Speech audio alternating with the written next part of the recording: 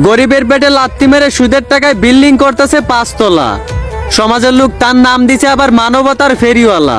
যেই বাপ মা তারে কুলে পিঠে করে মানুষ করছে, সেই বাপ মারে বিদ্রোহ আশ্রমে রেখে আসে। আবার সমাজে মাথা উঁচু করে সে নিজের হুজুর দাবি করে।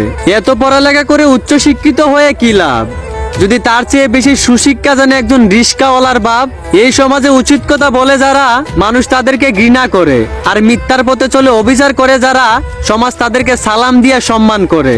উচিত কথা বলো না তোমরা জেলে যাওয়ার বয়ে, তবে একটা কথা মনে রাখো, চুপচাপ তাইকা দুনিয়ার জেল থেকে মুক্তি পাইলেও একদিন হাসরের ময়দানের জেলে দরাত পড়তে হবে।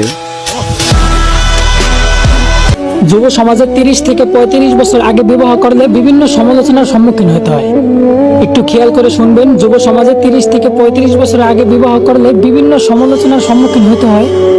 অথচ ওই সমাজে 18 থেকে 20 বছরের ছেলেমেয়েরা একাধিক অবৈধ সম্পর্কে জড়াইলেও ওইটাই সমাজে ইগনোর করে চলতে হয়।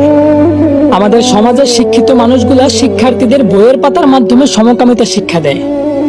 আবার কেউ তার প্রতিবাদ করতে গিয়ে নিজের কর্মস্থলের চাকরিটারে হারায় ফেলায়। হ্যাঁ, এই সমাজে মানুষ হিসাবে কোনো ব্যক্তিকেই তার যোগ্য অধিকার দেওয়া হয় না।